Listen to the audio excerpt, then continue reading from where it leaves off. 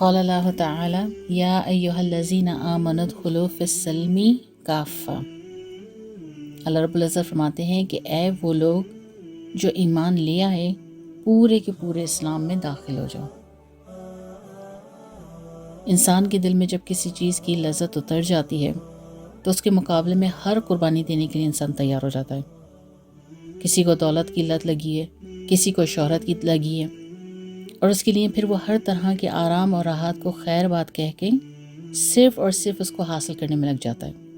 محنت مشقت کرتا ہے کہ کسی طرح وہ دولت آ جائے، کسی طرح وہ شہرت مل جائے، اور جب وہ چیز حاصل ہو جاتی ہے تو اس کی لذت میں گم ہو جاتا ہے۔ اسی طرح ایمان کی لذت کا بھی ہے کہ جب ایمان کی چاشنی اور مٹھاس کسی کو نصیب ہو جاتی ہے تو پھر اس کی لذت کو ایک سیکنڈ کے لیے بھی اپنے سے جدا کرنا برداشت نہیں کرتا۔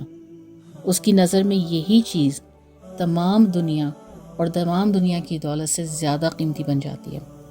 اسی طرح کا واقعہ حضرت عبداللہ رضی اللہ تعالیٰ عنہ کا بھی ہے، جو صحابی رسول ہیں۔ ایک مرتبہ سیدنا حضرت عمر فاروق رضی اللہ تعالیٰ عنہ کے زمانے میں آپ روم کی طرف سفر جہاد میں تشریف لے گئے۔ اتفاق سے رومیوں نے آپ کے لشکر سمیت آپ کو گرفتار کر لیا اور آپ کو پکڑ کر اپنے بادشاہ کے پاس لے گئے اور تعارف کرایا کہ یہ شخص نبی پاک صلی اللہ علیہ وسلم کے صحابی ہیں۔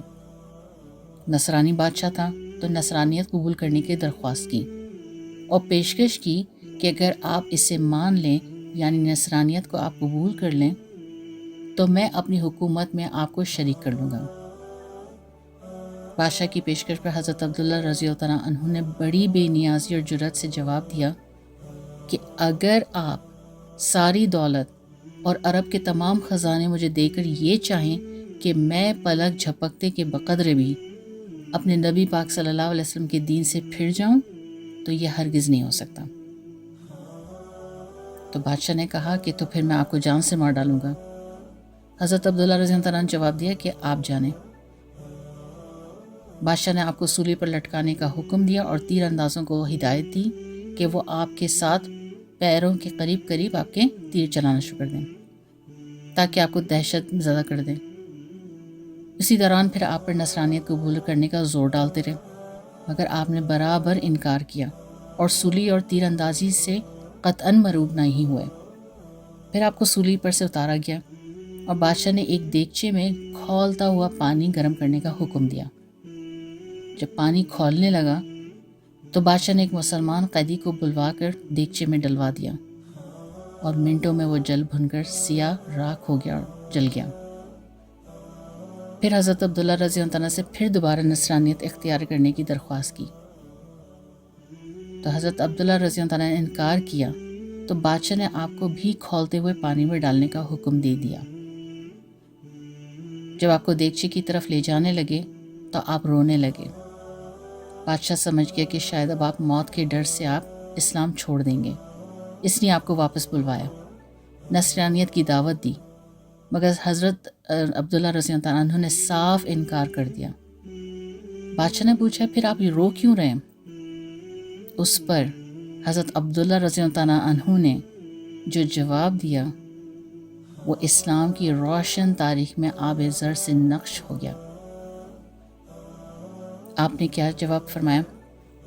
حضرت عبداللہ رضی اللہ عنہ نے جواب دیا، مجھے اس پر رونا آ رہا ہے کہ آج میرے پاس ایک ہی جان ہے جو اللہ کی راہ میں جلائے جانے کو تیار ہے۔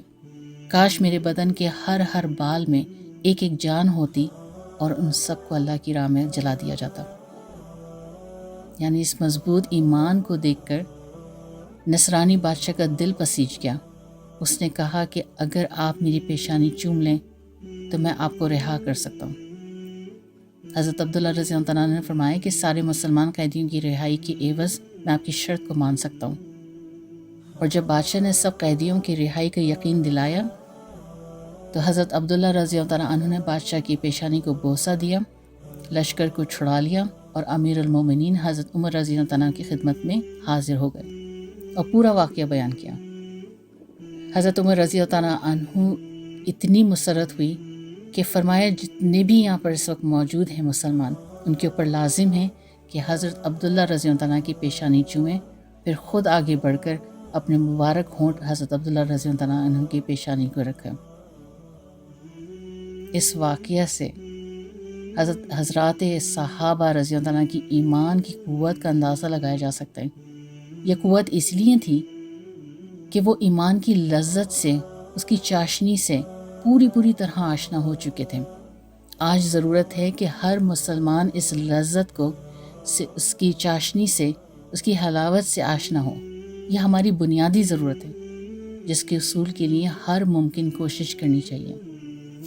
اللہ پاک ہم سب کو خود احتسابی کی توفیق عطا فرمائے، ایمان کی قوت نصیب فرمائے اور ہمارا خاتمہ بالایمان ہو۔ آمین یا رب العالمین۔ وآخر دعوانا ان الحمد للہ رب العالمین۔